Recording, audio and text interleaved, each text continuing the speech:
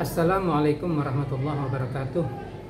Alhamdulillahirabbil alamin. Wassalatu wassalamu ala asyrafil anbiya'i wal mursalin sayyidina wa maulana Muhammadin wa ala alihi washabihi ajmain. Amma ba'du. Pada kesempatan ini saya akan berbicara tentang beberapa hal yang berkaitan dengan kehusyuan di dalam sholat. Banyak orang bertanya, bagaimana caranya kita sholat itu bisa khusyuk? Sebenarnya di dalam mengerjakan sholat, kita itu harus mengetahui esensi dari sholat itu sendiri. Sholat itu pada dasarnya adalah suatu doa. Doa itu adalah meminta kepada Allah Subhanahu wa Ta'ala, memohon kepada Allah Subhanahu wa Ta'ala. Bagaimana caranya agar sholat itu bisa dikatakan khusyuk? Maka caranya adalah kita harus konsentrasi dan fokus. Artinya ketika kita mengerjakan sholat, kita itu harus selalu meletakkan di dalam hati dan jiwa kita bahwasanya kita itu sedang menghadap kepada Allah Subhanahu wa Ta'ala. Jangan sampai kita sholat pikiran kita kemana-mana, karena itu tidak sopan. Artinya tidak khusyuk, tidak merendah kepada Allah Subhanahu wa Ta'ala, malah cenderung itu menghina kepada Allah Subhanahu wa Ta'ala. Karena ibaratkan jika manusia saja, jika kita lagi berbicara dengan seseorang dan kemudian perhatian kita kemana-mana, tidak fokus, maka lawan bicara kita akan tersinggung. Sama seperti itu, sholat seperti itu. Jadi kalau kita itu sholat, di dalam hati kita, di dalam jiwa kita, ketika kita melakukan gerakan-gerakan sholat, kita harus meletakkan di dalam hati bahwa kita itu betul-betul menyembah kepada Allah, menghadap kepada Allah, bersujud kepada Allah, rukuk kepada Allah dengan segala macam bentuk penghormatan. Sedangkan bagi mereka yang tidak khusyuk di dalam sholatnya, maka mereka tidak mendapatkan pahala. Mungkin secara fikih mereka lepas dari kewajiban karena mereka sudah mengerjakan sholat secara zahir. Akan tetapi secara batin mereka tidak mendapatkan pahala.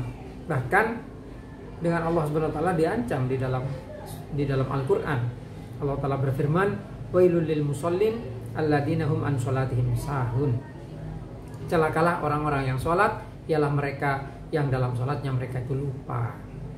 Oleh karena itu, kita sebagai hamba Allah yang baik, minimal kita ingin menjadi hamba Allah yang baik, maka di dalam mengerjakan sholat kita harus khusyuk, berusaha untuk khusyuk.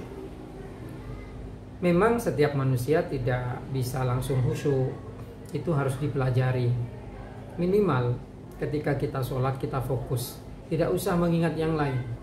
Anggap kita sedang menghadap Allah Subhanahu wa Ta'ala, menghadap raja saja atau pejabat saja di Indonesia, menghadap presiden misalnya, atau gubernur atau bupati, kita kan harus sopan. Ketika bicara kita harus hati-hati, fokus, dan juga mengatur perkataan dengan baik. Di dalam sholat sama seperti itu. Jadi ketika kita sholat, kita harus betul-betul fokus membaca doa-doa yang biasa dibaca dalam sholat, terutama rukun-rukunnya seperti suratul Fatihah dan tahiyat, rukun qauliyah. Kita harus betul-betul fokus, ingat kepada Allah. Ketika membaca dinikmati bacaannya. Ya kalau tidak mengerti, minimal kita menyadari kita lagi sholat. Mereka yang mengerti makna-makna bacaan dalam Al-Quran, dihayati bacaannya, sehingga sholat kita betul-betul bermakna. Dan sholat yang bermakna itu bisa membuat kelakuannya, pekerjaannya itu menjadi lebih baik. Karena sholat itu bisa mencegah kepada kemungkaran dan kejelekan. Inna sholata tanha anil fahsya'i wal munkar. Sesungguhnya sholat itu mencegah kepada fahsya dan munkar, kepada kata-kata yang jelek atau perbuatan-perbuatan yang jelek. Itulah caranya bagaimana kita sholat itu khusyuk. Mengenai sudah berusaha kemudian tidak bisa khusyuk, ya itu istilahnya tidak dicela, asal kita berusaha betul-betul ingin menjadi khusyuk. Tapi mereka yang sengaja kemudian di dalam sholat meremehkan sholat, tidak khusyuk di dalam sholat dengan cara yang sengaja, memang betul-betul mereka meremehkan kepada sholat, itu sholatnya justru menjadi berdosa. Karena itu justru menghina kepada Allah Subhanahu wa taala. Oleh karena itu fikih penting. Tapi bukan hanya fikih, tasawuf juga penting. Karena tasawuf itu mengatur hati, tata krama. Sedangkan fikih mengatur pekerjaan yang benar seperti apa. Oleh karena itu seseorang yang sholat sah secara fikih belum tentu sah secara tasawuf. Akan tetapi secara fikih sudah dianggap lepas dari kewajiban. Namun secara tasawuf kualitas sholatnya itu tidak sesuai dengan apa yang distandarisasi yang sebenarnya. Standar sebenarnya dari sholat itu sendiri, esensi sebenarnya dari sholat itu sendiri.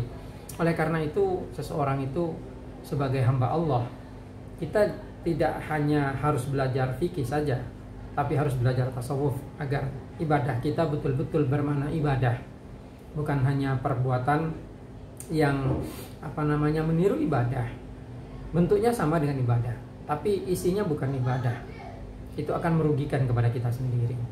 Kita sebagai hamba Allah haruslah menjaga hak-hak Allah agar Allah menjaga hak-hak kita. Ya, diantaranya dengan memperbaiki bagaimana caranya kita sholat yang baik, bagaimana caranya kita itu mengerjakan ibadah dengan baik. Mungkin ini yang bisa saya sampaikan sekarang. Wabillahi taufiq wal hidayah wa biridha wal hidayah. Wassalamualaikum warahmatullahi wabarakatuh.